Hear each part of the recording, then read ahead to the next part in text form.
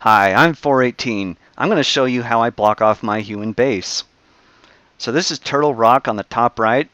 I'm going to start out by putting guys on gold, build 2 peasants.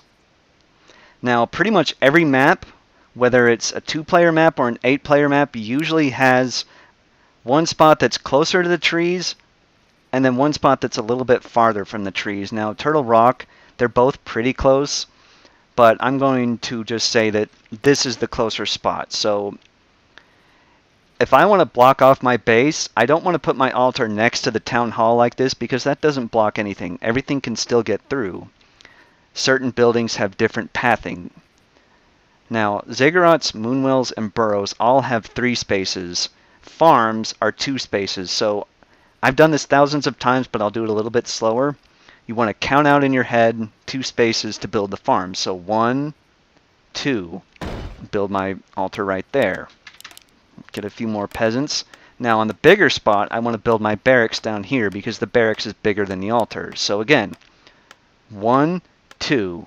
And just before you build it, you want to make sure that it's touching the trees. 1, 2. Just like that. And then we're going to build our farm.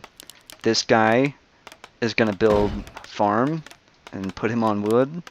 And then the guy building the farm here, he's going to shift click to the other farm. As you can see, my guys are bunched up on gold because I'm not really moving them. Now right here on this sort of a base, no hero can get through this base. They can't get inside. If you come to my base with a Blade Master and you want to come harass my workers, tough shit. You're going to have to break one of my farms first. Same thing if you want to come in with a Demon Hunter and an Immolation. Job's done. You can't get in. Now, obviously this is not the end-all, be-all, final solution kind of base. This isn't perfect. You don't want to do this against every single strategy and every single kind of game type or race. And I'll show you why. Job's done. Footmen and ghouls can get through this kind of a base, and archers cannot. Now, I don't know why a guy wearing full body armor can fit through and a skinny little bitch wearing a robe can't, but that's just how it is in the game. Now, if you're playing an undead, they can get ghouls in, they can get skeletons in from the rod, and the Death Knight has pretty long reach for Death Coil, so you might not want to use this kind of a base against undead.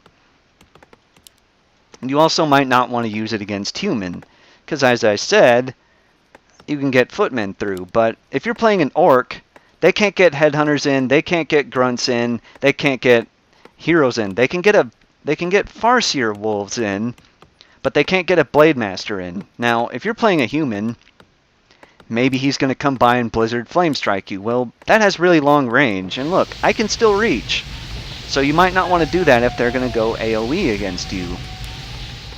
So let's say you're playing an undead and you want to get an arcane tower to protect against skeletons and Death Knight Coil. Well, you can put one there. Let's say you're fast expanding and you want to make lots of towers. Well, you can put some up there. Maybe you want to bunch up a few right here, which might not be the best idea because chimeras, frostworms, demolishers, they have pretty big splash damage.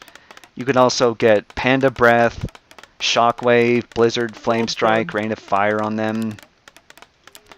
I'm just showing you as a quick example. Now, I'll tell you what I see a lot of people do in RT. They'll build their first few farms all the way in the back here, and I always make the joke like, is it a secret that you're building farms? You don't want me to know about it? You don't need to build them in the back here. You have to build farms. You might as well get some use out of them. And what a lot of people do in solo or really any kind of game type, maybe they put a scout farm out here. Now, maybe you're saying that a guy's going to attack you and he's going to kill your farm. Well, so the fuck what? Farms are cheap. They actually have quite a bit of health for what they provide, especially if you upgrade masonry. And if a guy's attacking you and he's going to take the time to kill your farm, it's actually valuable time to know that you're about to get attacked and you have 15, 20 seconds to know that he's coming. It can also mess up attack move for, let's say, you're getting attacked by fiends. Usually they'll target units that are attacking them, but it might mess up their attack move. Now, unless somebody's coming to your base with raiders or something, they're not going to kill that farm all that quick. But really quick, let me show you what I see a lot of other people do in RT. A lot of times I see people build like a wall out here of farms. This is just stupid.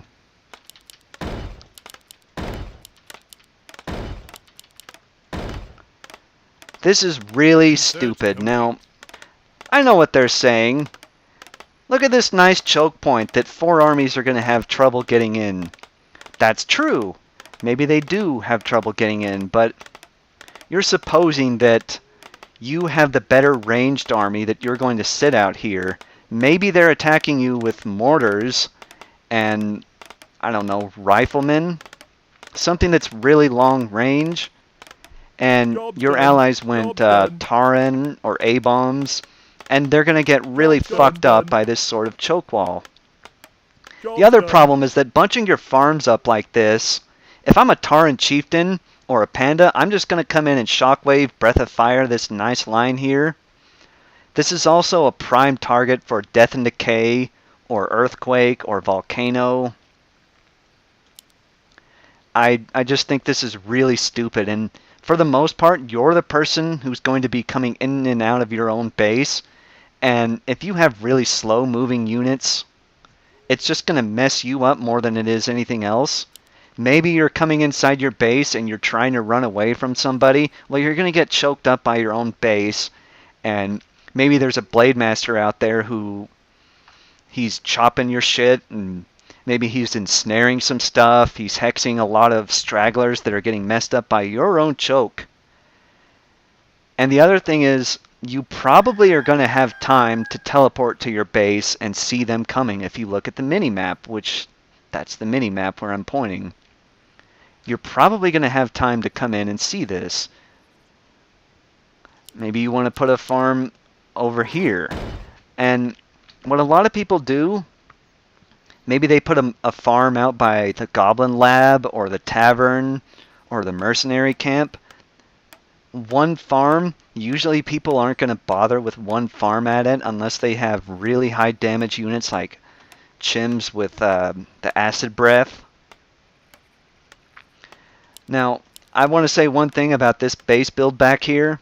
Footmen can get through, and everything from the Arcane Sanctum can get through. That includes Spellbreakers. So if you want to build your Arcane Sanctums in the back here, if you're playing against an Orc, and you're going to push with some casters, you can fit them in the back here and not have to worry about the Blade Master showing up and attacking your peasants when you're trying to get some Sanctums up to do a big tier 2 push on him.